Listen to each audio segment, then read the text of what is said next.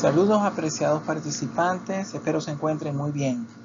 En esta oportunidad vamos a abordar el contenido relacionado con las técnicas e instrumentos de recolección de datos. En ese sentido, la recolección de datos cualitativos, hablando específicamente de este tipo de datos, es fundamental en la investigación social, ya que permite obtener información profunda sobre las experiencias, percepciones y comportamientos de los participantes. Justamente, las técnicas de recolección de información cualitativa son métodos utilizados por los investigadores para obtener datos descriptivos y profundos sobre fenómenos sociales, comportamientos y experiencias humanas. Aquí en lo que corresponde con la investigación cualitativa, esa recogida de información a partir de nuestros informantes clave, de nuestros actores del fenómeno o del hecho investigativo o del evento de investigación, se hace de manera muy profunda. No es simplemente ir a aplicar un cuestionario, bien sea guiado o autoadministrado, y luego traernos esos datos para computarlos, para tabularlos, en fin, no. Acá se habla de una obtención profunda, por eso vamos a encontrar algunas técnicas como la entrevista en profundidad, donde el informante se va a explayar a hablarnos extensivamente de lo que es su experiencia sobre el fenómeno, cómo lo ha vivido, cómo lo percibe y cómo influye incluso en la conducta, en su conducta y en la de las demás personas. Entonces, hay que partir del hecho de que la aplicación de las técnicas cualitativas amerita, en principio, paciencia. ¿Okay? En principio. Segundo, tenemos que prepararnos muy bien. Muy bien. Nosotros no podemos hacer que el informante se sienta coartado, presionado, acorralado. No, no. Aquí se trata de un proceso que debe fluir y todo a su tiempo. Es más, puede ser que nosotros dejemos algo inconcluso y tengamos que abordarlo en otra entrevista, porque tal vez el informante se le removieron algunas fibras personales. Entonces, evidentemente, por prudencia, nosotros hacemos una pausa, luego pautamos otra cita y continuamos.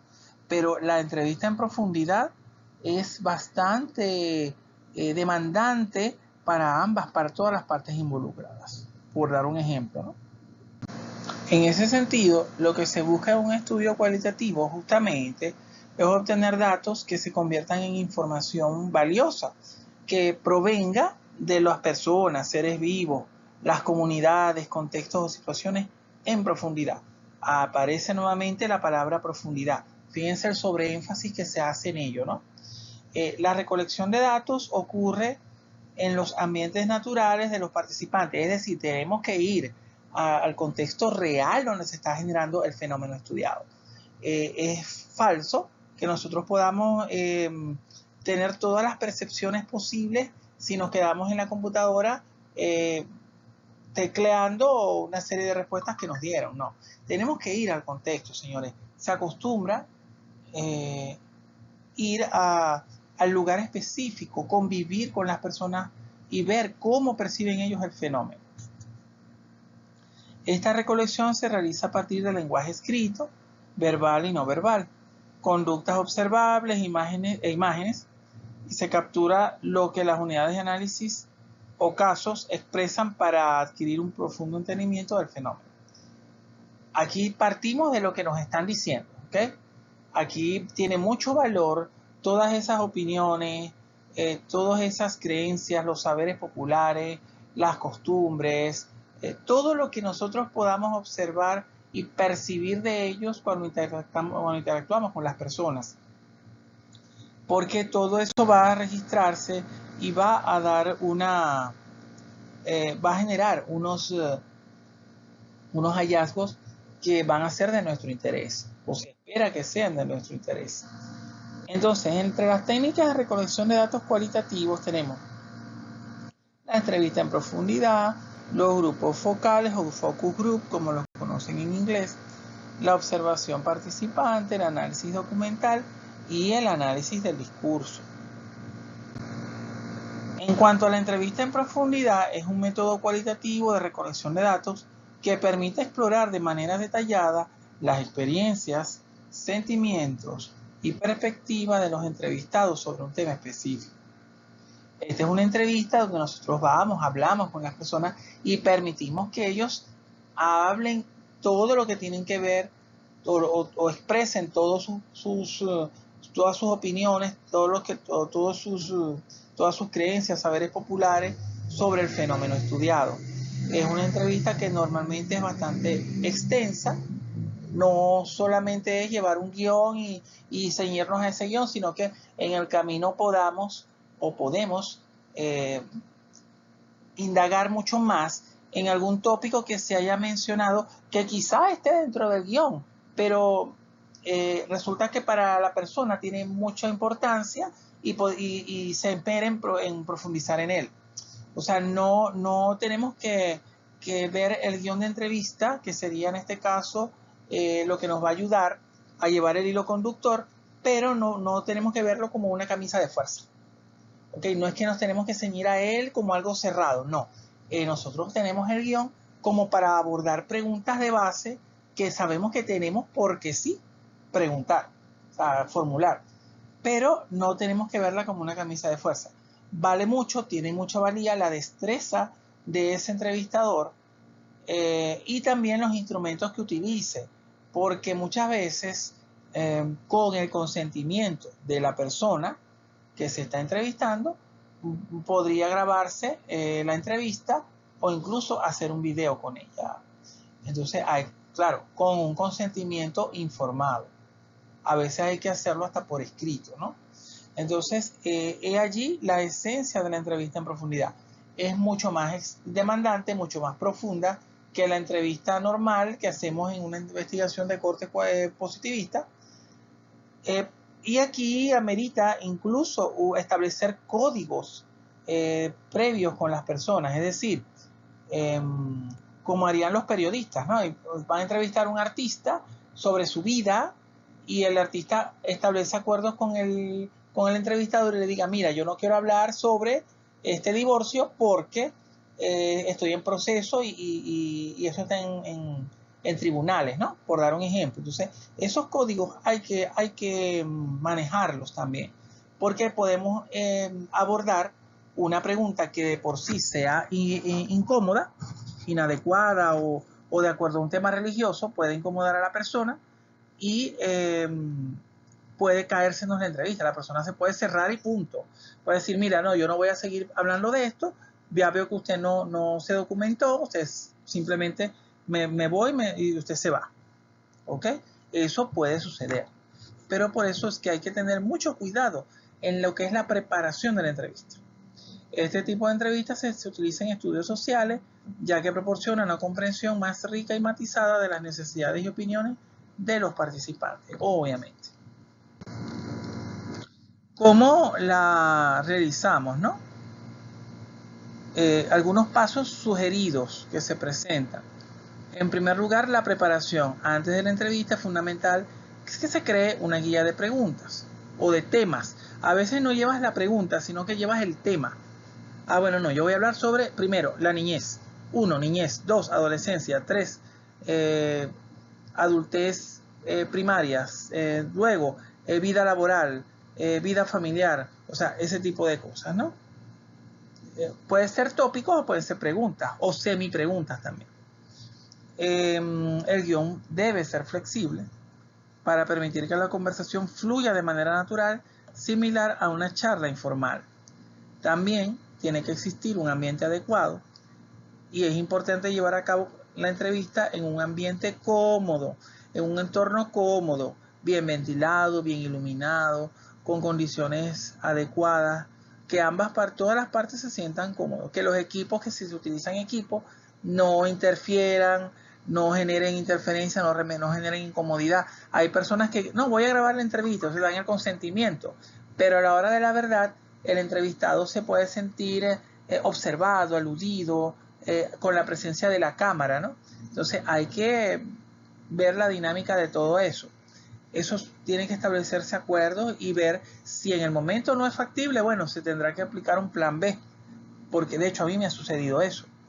No, sí, te permito que grabes. Entonces resulta que la persona después me dice, mira, no, es que no estoy pensándolo bien, no estoy cómodo. Bueno, recurro a lápiz y papel, pero cosas que pueden suceder.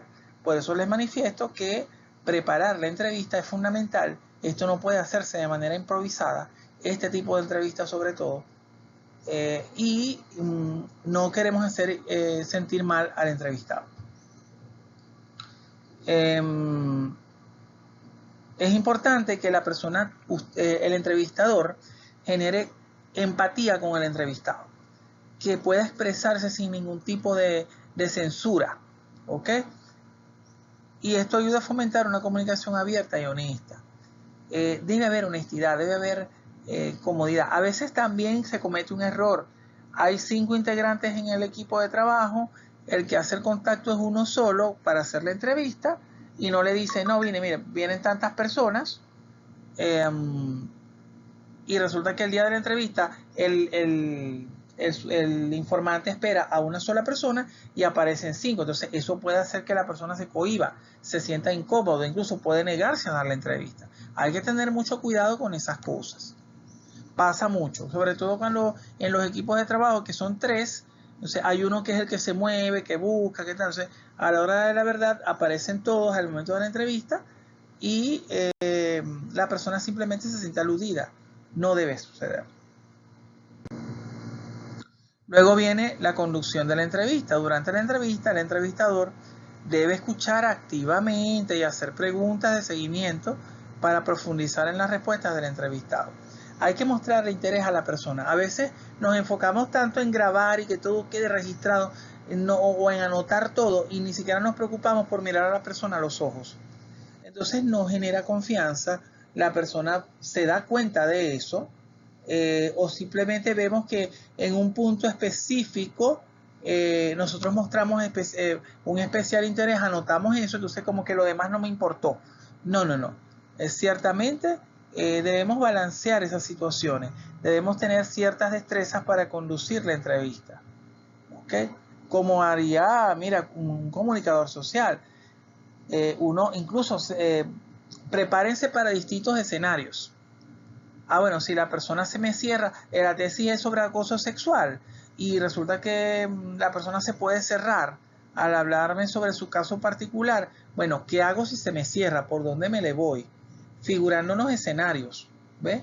Planteándonos situaciones hipotéticas simuladas que podamos abordar. Eso hay que tenerlo en cuenta. Hay temas más sensibles que otros. No es lo mismo que yo entreviste a una maestra de aula, un docente, y le diga, bueno, mire, ¿qué estrategias utiliza usted para fomentar la comprensión lectora? Que es una pregunta muy común, o sea, del quehacer docente, a que yo le vaya a preguntar a la persona si ha sido víctima de acoso laboral en donde trabaja, ¿no? En el lugar donde trabaja. Entonces, son temas totalmente divergentes, ¿no? Entonces, la conducta del entrevistado puede variar de acuerdo a cómo se formula la pregunta, cómo se conduce la entrevista y sobre todo la confianza que genera el entrevistador en él. También el registro de la información. Es recomendable grabar la entrevista con el consentimiento del entrevistado. Eso lo colocamos en rojo bastante resaltado para que no se nos olvide. Siempre el consentimiento debe estar presente. O tomar notas detalladas para asegurar que se capture toda la información importante. ¿Ok? Se le debe informar a la persona, mira, esto forma parte de un trabajo especial de grado, vamos a preservar tu anonimato, ¿ok? Bajo estas condiciones, esto se va a socializar de tal manera, no va a salir tu nombre, ni siquiera va a salir el nombre de la empresa a la que te estás refiriendo, suele pasar. De hecho, me sucedió una oportunidad que me llega una tesis, yo era su profesor de seminario, cuando la persona, que era bastante aguerrida, por decirlo así, estaba prácticamente denunciando una situación que se presentaba en una empresa. cuando yo leo el nombre de empresa, nombres de personas, yo ya, momentico, llamo al participante y le digo, mira, no, esto hay que anonimizarlo.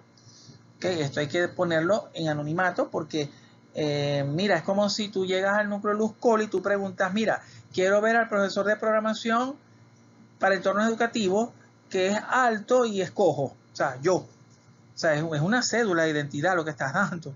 Entonces, hay que tener la previsión de resguardar ese anonimato de nuestros informantes, sobre todo ante temas sensibles. Y mucho cuidado también cuando trabajamos con niños, ¿ok? A veces tenemos que usar aliases.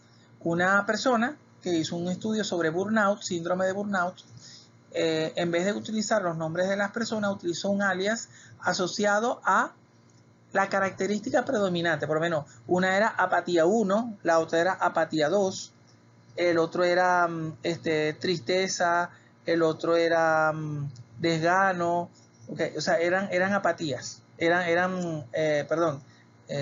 alias asociados a las características predominantes en estas personas. ¿Quién era apatía 1? ¿Quién era apatía 2? Eso lo sabía nada más el investigador. El análisis de los datos, por supuesto, después de realizar las entrevistas, se procede a analizar las respuestas para identificar patrones, temas recurrentes e ideas que puedan ser útiles para el objetivo de la investigación. Ya esto es la fase de análisis de la información, que ya de acuerdo a la naturaleza de los datos habrá que hacerlo, ¿no? Si son cualitativos, hay que recurrir a nubes de palabras, redes semánticas, mapas mentales, diagramas, algún tipo de diagrama.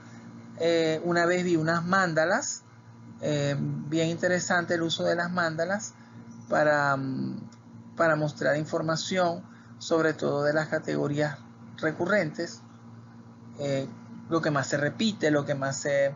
e incluso podemos usar software como el Atlas T, que está específicamente creado para trabajar con datos cualitativos. En cuanto a los grupos focales, son una técnica de investigación cualitativa que consiste en reunir a un pequeño grupo de personas para discutir un tema específico. Se utiliza comúnmente en las ciencias sociales para captar opiniones, actitudes y percepciones de los participantes sobre un tema determinado. La interacción entre los miembros del grupo permite obtener información rica y variada, ya que las discusiones pueden generar nuevas ideas y perspectivas que no surgirían en entrevistas individuales. ¿Qué sucede? ¿Para qué usamos los grupos focales? Primero, abordamos un tema y como es un grupo con el que estamos interactuando, tenemos la posibilidad de que en caliente podemos tener distintas perspectivas sobre un mismo fenómeno. También, con la interacción, podemos, al formular algún planteamiento, pudiéramos obtener algunas respuestas que no surgirían si se las hacemos de manera individual a cada uno, porque salen de manera espontánea. Como Alfredo mencionó, este punto yo no me acordaba de él, es verdad, yo lo vivo así y en estas condiciones. ¿Okay? Evidentemente, el grupo focal normalmente está conformado por personas que son seleccionadas por tener ciertas características diferenciadoras o que tienen valor para la investigación, bien sea la experiencia, la jerarquía, el rango, la convivencia con el fenómeno durante un mayor tiempo. De repente nos interese el que ha convivido con más tiempo, el que ha convivido con menos tiempo, por algún tema interpretativo, ¿no? Cómo lo ven las distintas personas, pero están todos en ese grupo que al interactuar, repito, va a permitir que emerjan cosas, que emerjan ideas que nos pueden interesar para efectos de generar los resultados. ¿Okay? Eso es muy valioso. Evidentemente, el grupo focal tiene un conjunto de características entre las cuales se encuentra la interacción dinámica. Y a diferencia de las entrevistas individuales, los grupos focales fomentan la interacción entre los participantes. O sea, la interacción es entre la persona que dirige el grupo y entre cada uno de los participantes.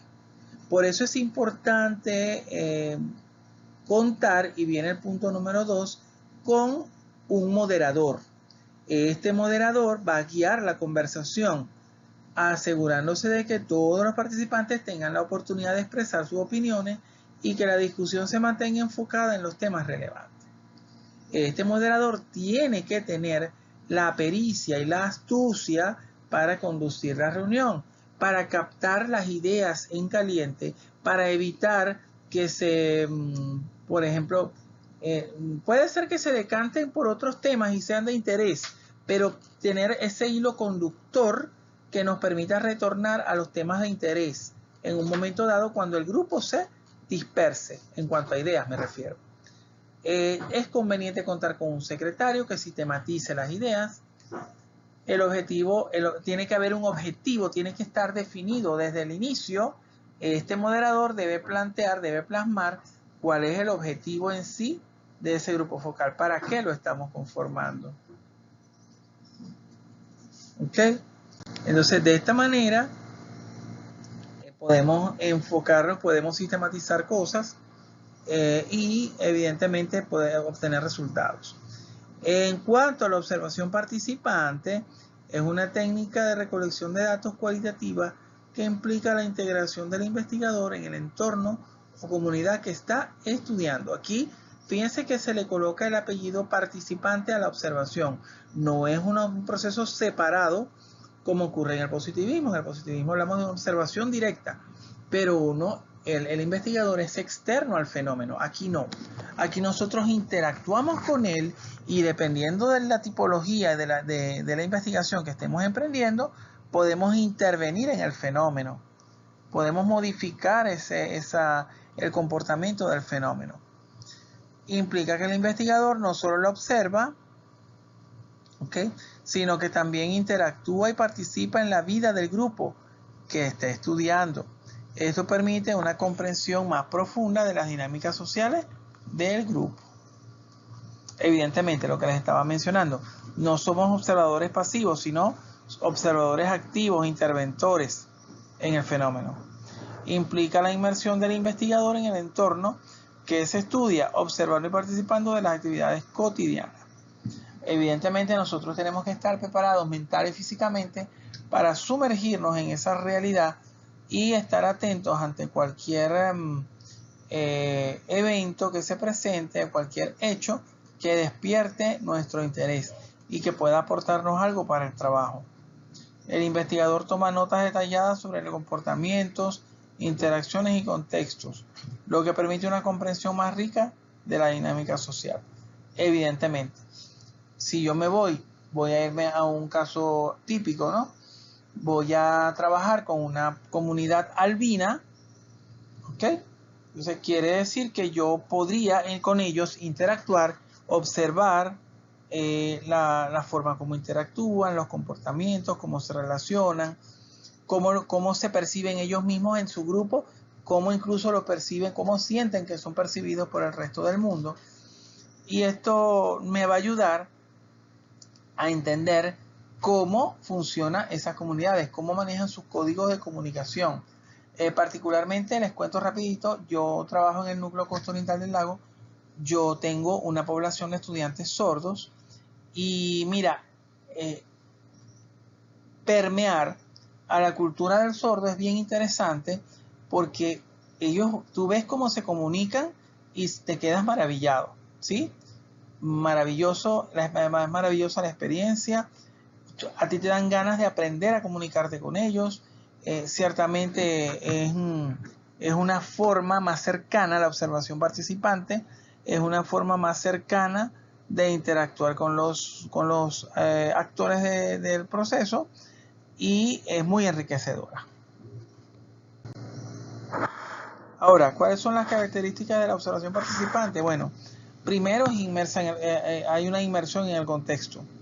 El investigador se sumerge en el entorno natural de los participantes lo que les permite captar matices y dinámicas que podrían pasar desapercibidos en otros métodos de investigación. En una observación directa yo voy, observo, saco fotografía, anoto, registro, pero no intervengo, no estoy allí. Entonces yo me lo llevo a mi lugar de trabajo y digo, bueno, en esta fotografía o al observar estos registros se observó esto, y quedo allí. En cambio, en la observación participante hago mucho énfasis en lo que observé, ¿verdad? En vivo, interviniendo en primera persona, y eso evidentemente va a enriquecer el proceso. Lo otro es la flexibilidad. Este método permite adaptarse a las circunstancias y las interacciones que surgen durante el proceso de observación. Esto puede llevar a descubrimientos inesperados. Claro, ¿por qué? Porque tú puedes ir al contexto pensando y teniendo una preconcepción, una idea preconcebida. Ah, bueno, allá voy a trabajar con X población con características especiales. Me voy a trabajar con una población de estudiantes sordos, de tantos estudiantes. ¿Ok? ¿Qué voy a esperar? Que ellos se comuniquen entre sí, que tengan ciertas condiciones para trabajar. Entonces, cuando llego allá, me doy cuenta que hay personas que, por ejemplo, hay algunos que pueden ser sordos porque de nacimiento, por temas congénitos, o puede ser una condición adquirida. Y entonces la forma como se conduce esta persona que fue oyente y ya no lo es diferente a cómo se conduce el que siempre fue no oyente. Entonces hay esa flexibilidad de que nosotros podamos ir, ver lo que tenemos, adaptarnos a las circunstancias. Y bueno, de repente las preguntas van dirigidas en una forma, en cadena con la entrevista, ¿no? Entonces, bueno, y ahora son de otra. Entonces, bueno, ese tipo de cosas se pueden presentar. Puede ser que yo vea en el contexto un elemento que me despierte el interés, yo vaya preconcebido a observar algo en concreto, y resulta que cuando llego allá hay muchos más elementos de interés y tengo esa flexibilidad. Entonces, todo eso hay que considerarlo. También el análisis documental es una técnica de investigación que se centra en la recolección y el estudio de documentos existentes para obtener información relevante sobre un tema específico. Aquí vamos a documentos, fuentes secundarias. Este método permite a los investigadores examinar una variedad de fuentes que son de tipo documental, como libros, artículos, informes, documentos de archivo, notas periodísticas, registros audiovisuales, entre otros, incluso en documentos digitales o redes sociales, o sea, todo lo que sea documento escrito, o sea, un registro escrito que haya generado alguna persona.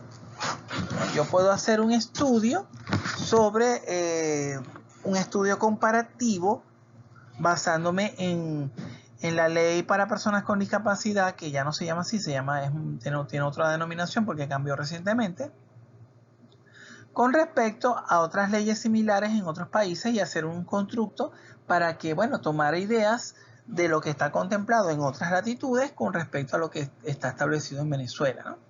Entonces, eso es un análisis documental. Yo me recurro específicamente a documentos existentes. El principal objetivo del análisis documental es describir y representar los documentos de manera sistemática y unificada, facilitando su recuperación y análisis. Evidentemente, cuando hablamos de sistemática y unificada es porque al final toda la información que nosotros recogemos debería estar plasmada en algunas matrices, en algunos recursos que nos permitan hacer algún tipo de generar algún tipo de constructo, que es lo que va a enriquecer el trabajo. A través de este proceso, los investigadores pueden identificar patrones, tendencias y conceptos clave relacionados con su objeto de estudio. Y aquí podemos ver, bueno, chévere, cuál es la temática que más se repite. Entonces, lo que más se repite puede ser que sea lo que se considere más importante. Entonces, para eso hay herramientas también de análisis cualitativo para analizar justamente documentos y esas herramientas, pues es bueno que las dominemos. Un Atlas T, el mismo Excel, podemos hacer ciertas cosas con él. Los generadores de nubes de palabras, de redes semánticas, ese tipo de cosas. Porque nos va a ayudar a encontrar, repito, constructos en función de las ideas expresadas en los documentos que estamos analizando. Ok, aquí hay un proceso para realizar el análisis documental. En principio, se hace una selección de fuentes. Vamos a elegir los documentos que serán analizados, asegurándonos que sean relevantes y de calidad.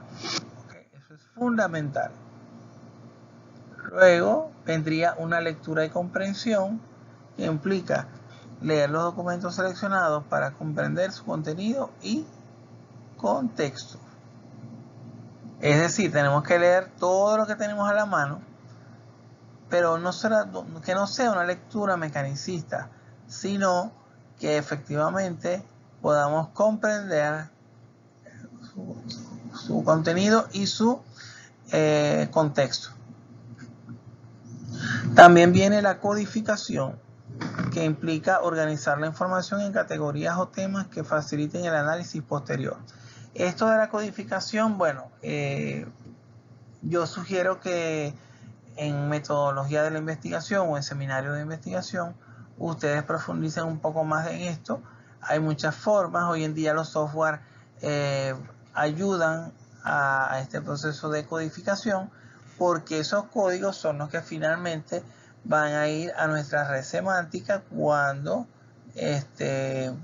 tengamos el producto o queramos generar esos constructos finales. También la interpretación, que implica analizar los datos recopilados para extraer las conclusiones y de las nuevas ideas o hipótesis. O evidentemente todo el proceso se hace para generar una interpretación, ¿verdad? Y también socializar esas conclusiones o esos resultados. También la presentación de resultados consiste en elaborar un informe que sintetice los hallazgos del análisis, destacando las implicaciones y contribuciones al campo de estudio. ¿Okay? Esto es más o menos lo que se debe hacer. En ese mismo orden de ideas, el análisis del discurso es una disciplina que se centra en investigar cómo se utiliza el lenguaje en contextos comunicativos específicos. Puede ser un discurso oral o un discurso escrito. Su objetivo principal es examinar el conjunto de enunciados que circulan dentro de una comunidad. Esto va a permitir entender las prácticas discursivas que se producen en la sociedad.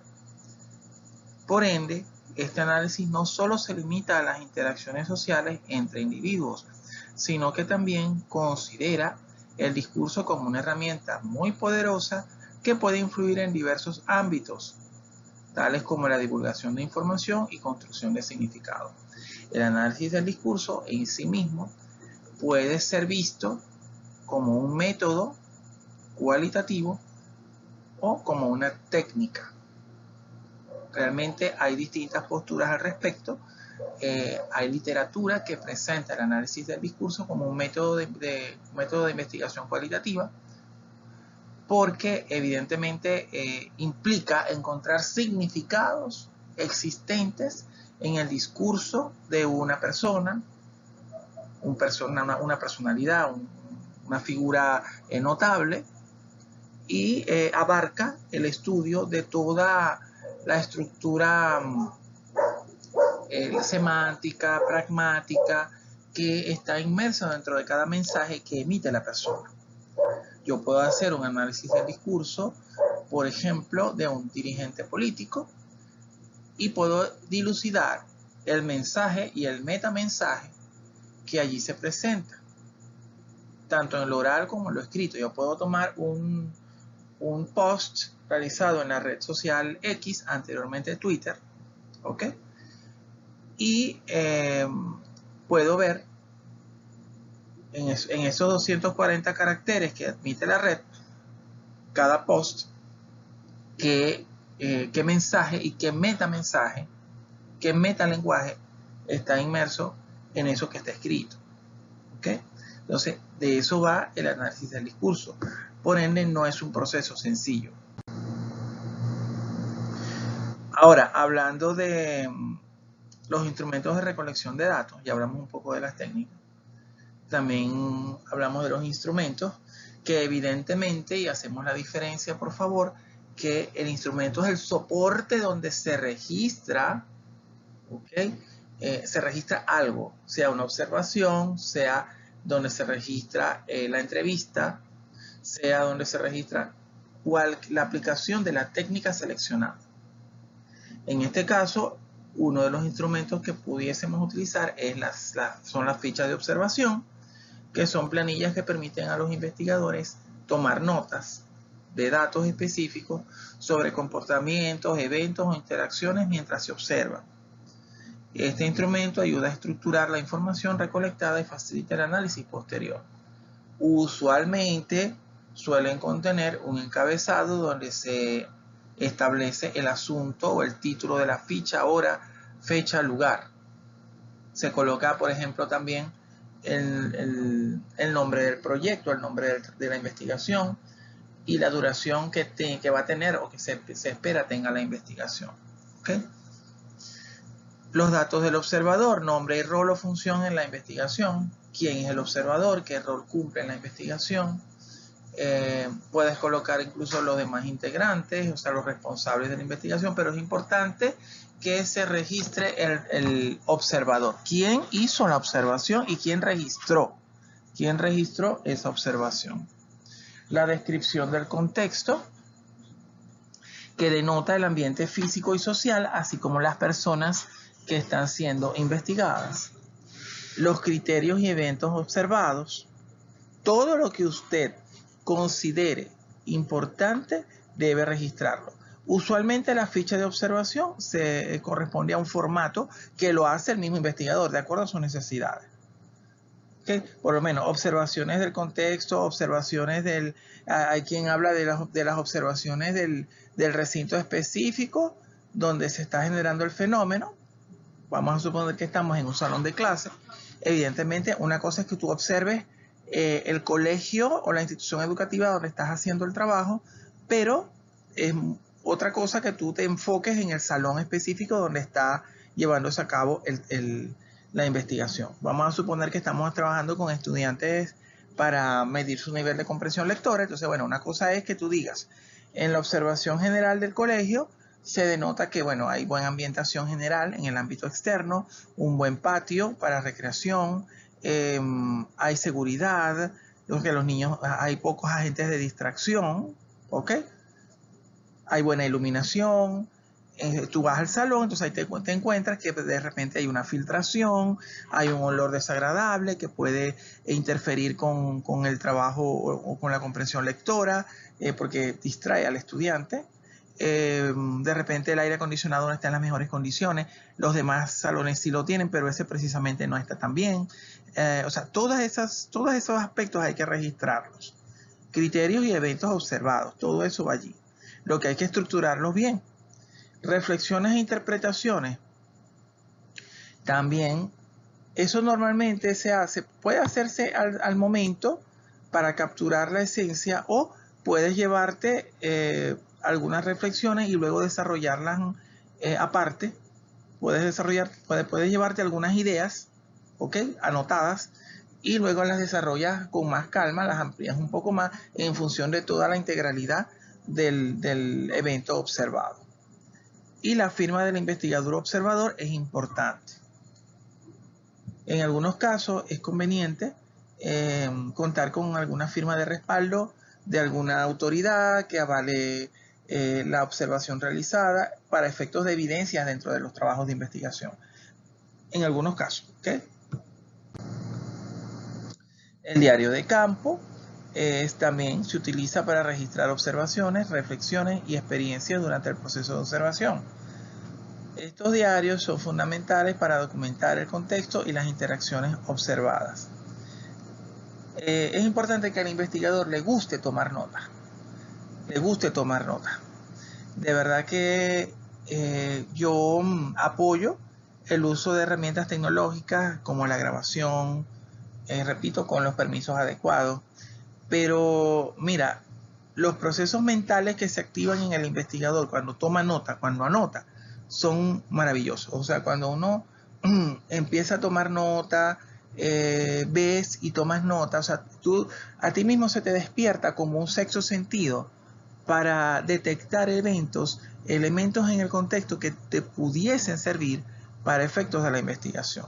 Porque recordemos, como lo hemos venido manifestando en clases anteriores, en la investigación cualitativa hay un componente inductivo fundamental. Nosotros vamos a ver qué encontramos, y puede ser que de esas categorías iniciales que nosotros tenemos ya preconcebidas desde la literatura, vamos al contexto y encontremos muchísimas más que quizás tengan más importancia que las que están en la literatura para efectos de ese contexto, ¿ok? Para ese contexto, sin desmerecer, claro está, aclaro, el trabajo de los autores reconocidos y que han publicado la literatura, los libros y los artículos que a bien estemos utilizando.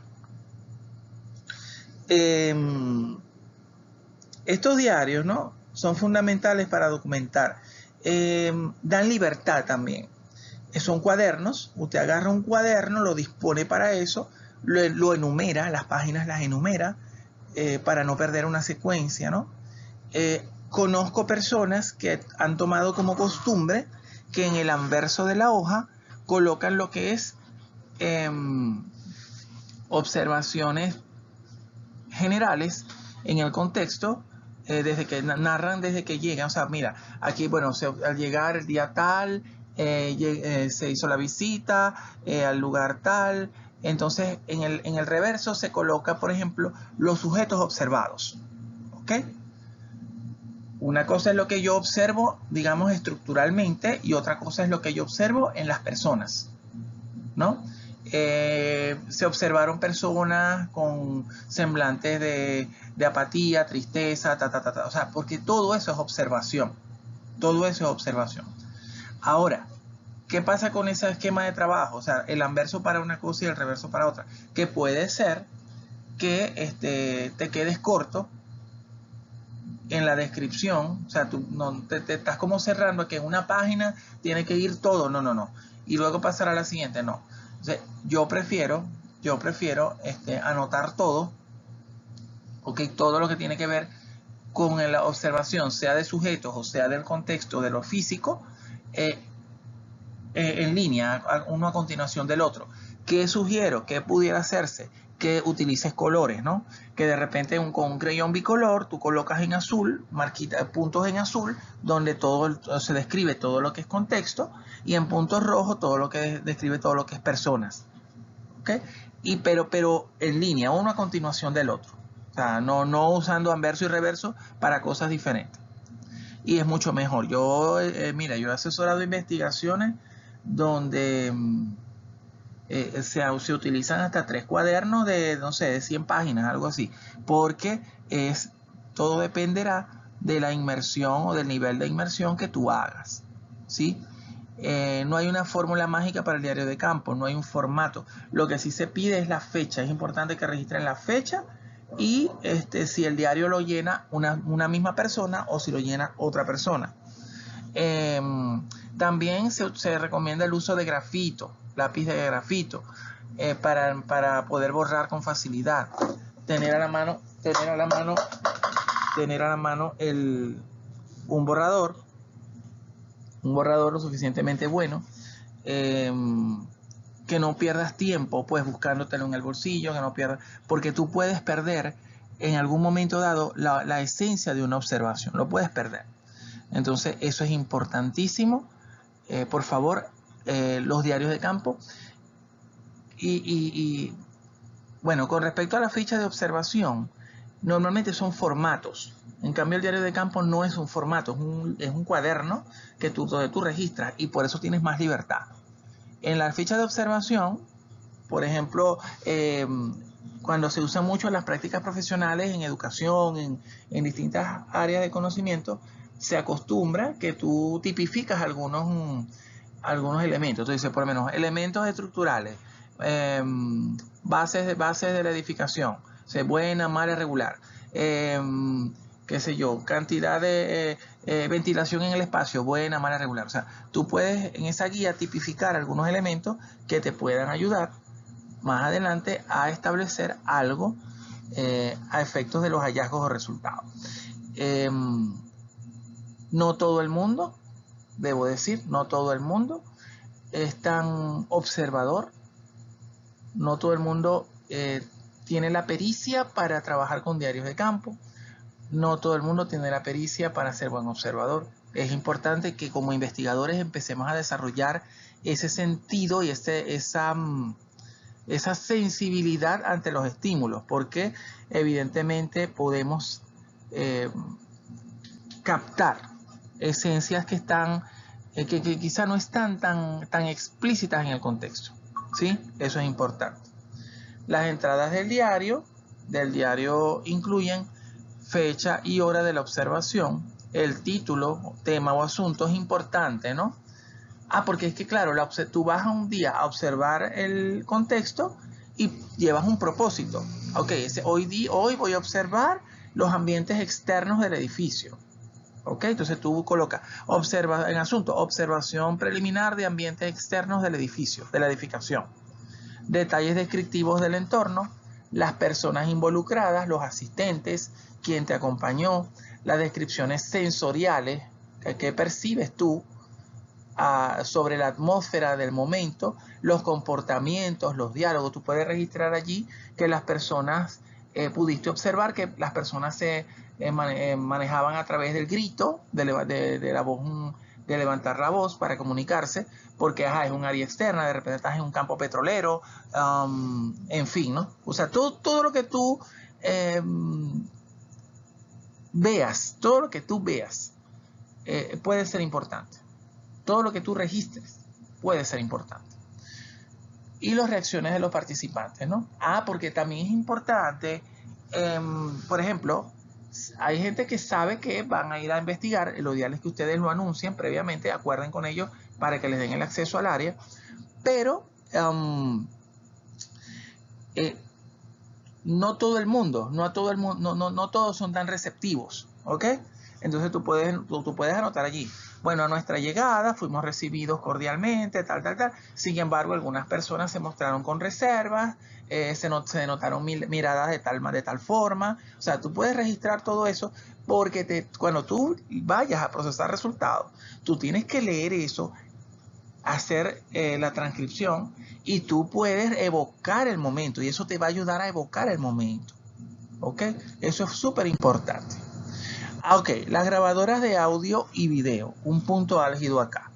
La grabación de audio o video de interacciones y eventos permite a los investigadores capturar detalles que puedan ser difíciles de recordar. Estas grabaciones se pueden transcribir y analizar en profundidad más tarde, con más calma, ¿no? Las grabadoras de sonido y video son herramientas esenciales en la investigación cualitativa, totalmente de acuerdo, ya que permiten capturar de manera precisa las entrevistas, discusiones en grupos focales y otros tipos de interacciones verbales. Es fundamental que la grabadora almacene la información en un formato de calidad que sea fácil de manipular y a su vez sean cómodas para el investigador. Miren, hay gente que aún utiliza los famosos Wallman de cinta. ¿Por qué? Porque evidentemente tú tienes que estar listo con tu dispositivo al momento de grabar. ¿Qué sucede? Que con los teléfonos celulares a veces no voy a grabar con el teléfono. O sea, el teléfono en un momento dado estás grabando, se reinicia, se te acaba la batería. Pasa alguna eventualidad o de repente no consigues la aplicación y pierdes de grabar a veces momentos críticos y esenciales y ojo, y tú puedes usar la grabadora para ti mismo ir narrando, para que tú mismo vayas narrando lo que vas encontrando. Tú llegas al sitio, vas con la grabadora en la mano y dices, bueno, estamos arribando al edificio tal, el día tal, fecha tal, estamos entrando por la puerta principal, fulano, sultano, mengano, estamos observando grietas aquí, subimos por la escalera, vemos una escalera que está en buenas condiciones. O sea, vas narrando para ti, lo que estás observando. Eso te sirve muchísimo para la parte de observación. Y así no estás perdiendo nada. Entonces, imagínate que tú estás en ese proceso y cuando vas a ver, ay, no se grabó porque resulta que el teléfono se reinició, o tengo algún problema, o se acabó, o se determinó el espacio. Entonces, parece mentira, pero aún escucho personas, no, yo tengo esto. Entonces, cuando usted es un Walkman de antigua generación, porque obvio, la cinta se puede dañar, la cinta se puede enredar, pero digamos no es tan complicado de utilizar para ciertas personas. O sea, las personas de cierta edad les cuesta el tema del teléfono también, adaptarse muchas veces a la aplicación. Entonces, cuidado con grabar sin permiso, ya lo hemos dicho, lo insisto, por favor, no lo hagan. He tenido experiencias bastante desagradables con personas que, incluso una fotografía, estamos en un salón de clase, llega alguien, saca una fotografía porque resulta que la publican en algún medio como evidencia y a alguien le molesta que le saquen fotografía y está en todo su derecho. Ciertamente yo soy un poco celoso con el uso de las fotografías que yo utilizo, donde yo aparezco. Debe informárseme por lo menos para qué, si es para el sumo interno, porque no todo el mundo lamentablemente tiene conciencia. A veces no es por malas intenciones, es que no todo el mundo tiene conciencia de lo que se puede hacer con una fotografía, con una grabación. ¿Ves? Entonces hay que tener cuidado. De verdad que la grabación de video y sonido también implica un tema de calidad. Es importante que el formato, primero, si estás utilizando un medio digital, que el formato en el cual se graba tanto el audio como el video sea un formato que tú puedas luego obtener el producto, ese video, y reproducirlo en cualquier software que esté previsto para eso. Pasa mucho que graban audio o video y resulta que cuando van a descargar el formato hay un formato propietario, entonces tienen que descargar no sé cuántas aplicaciones para poder escuchar apenas lo que grabaste. Entonces tienen que tener cuidado también y el tema de la calidad. A veces hay ruido ambiental, eso también tienen que estar muy pendientes. El ruido ambiental, los agentes externos, los agentes exógenos que pueden perturbar el proceso de grabación. Muy importante, de verdad que recomiendo el uso de estas herramientas siempre y cuando usted le informe al actor o al informante, claro, que va a utilizar. A veces incluso para los colegios, cuando sacas fotos, hay que sacar permisos porque, y ojo con algo, no quiero que se me pase por alto, cuando trabajen con menores de edad, por favor, cuidado con las fotografías. Porque, por ejemplo, voy a hacer un trabajo de investigación y acción para los niños y tal.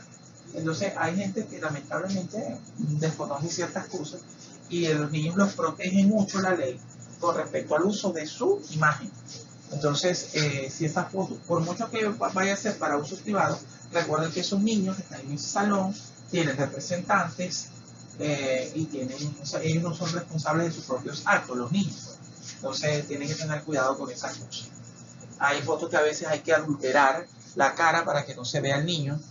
Cuando trabajamos con la parte de medicina, que vemos a el paciente le están sacando sangre, entonces sacan al paciente con la cara de dolor, con una batita de quirófano. De verdad no lo recomiendo. O sea, cuando tengan que hacerlo por razones científicas, por razones de la investigación, adulteren siempre la cara, pídanle permiso a la persona, nunca hagan algo sin que la persona esté en desconocimiento.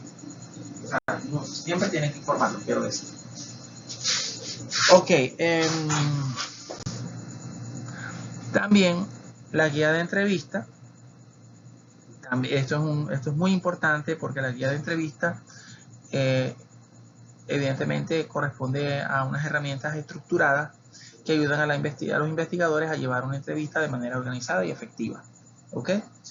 Estas guías contienen una serie de preguntas y temas que se desean explorar durante la entrevista, lo que permite al entrevistador, dirigir la conversación y asegurarse de que se cubran los puntos clave relevantes para el estudio.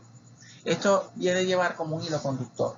no es una camisa de fuerza, lo hemos dicho en alguna oportunidad.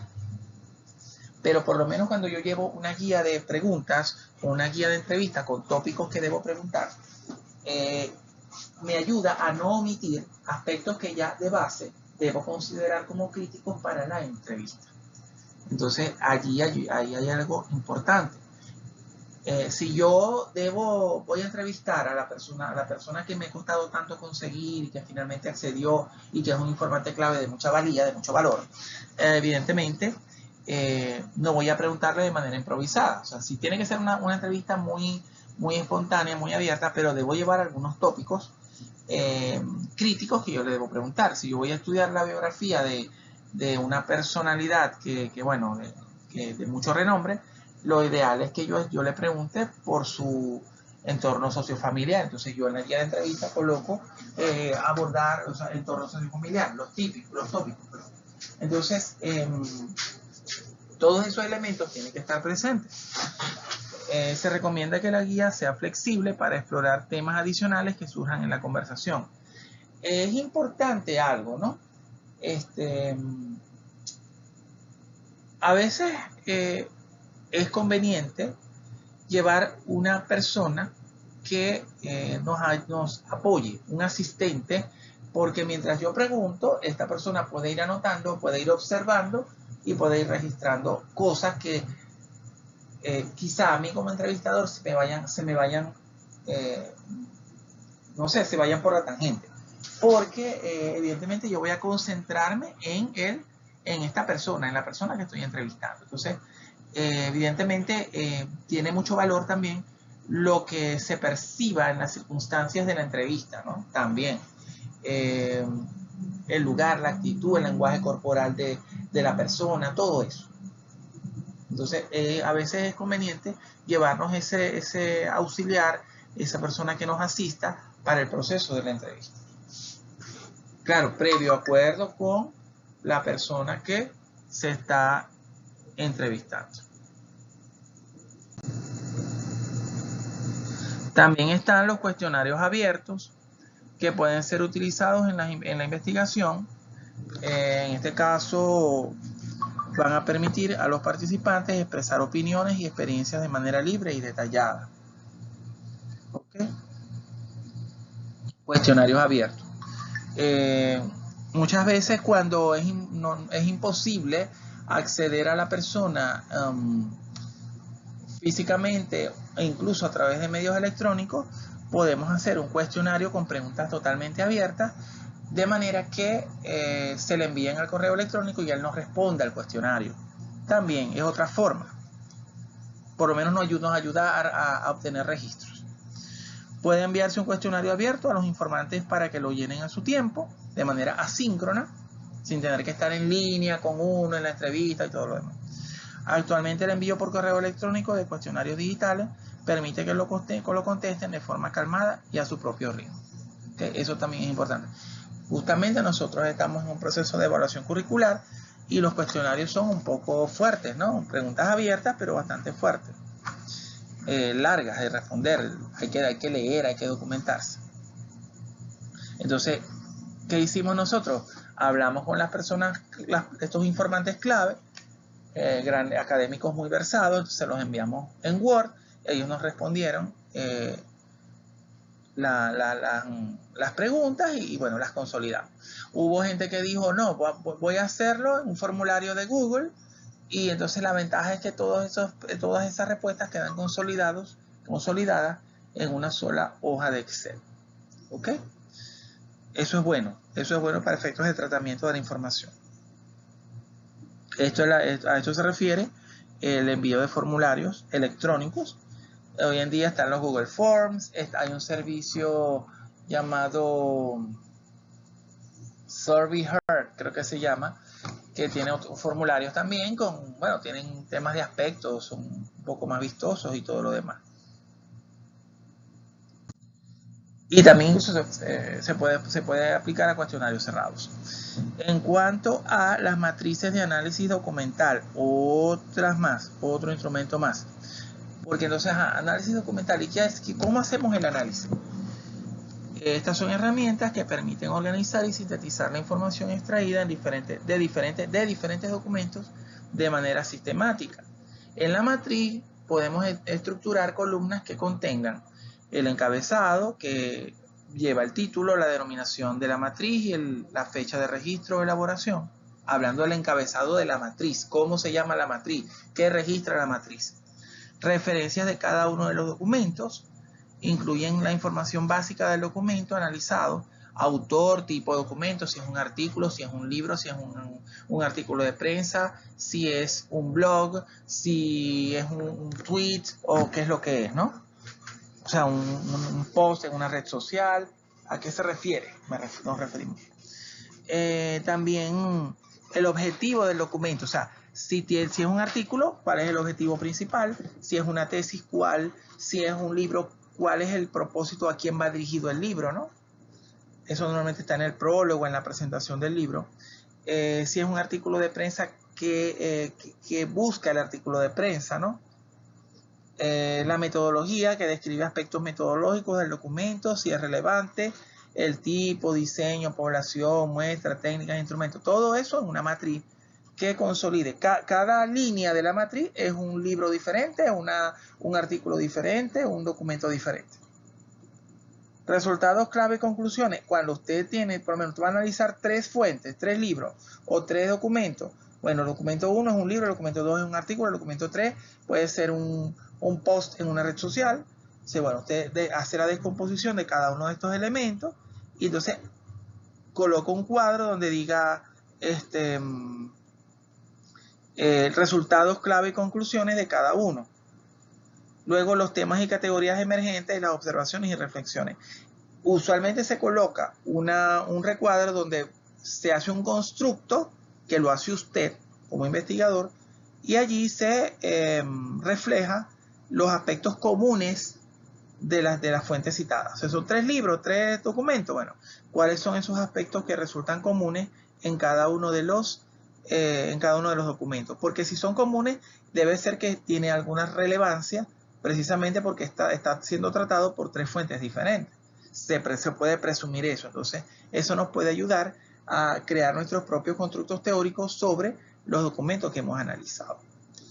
Bueno, básicamente de esto se trata este recorrido bastante sintetizado de las técnicas e instrumentos de recolección de datos, sobre todo en el ámbito cualitativo, ya que evidentemente estamos ante distintos escenarios posibles. Y en este punto usted puede tomar decisiones acerca de la ruta metodológica que pueda asumir. Entonces, la idea es que de acá usted tome lo que pueda serle útil y lo aplique en cada uno de sus trabajos según sea el caso. Entonces, bueno, por ahora me despido hasta una nueva oportunidad.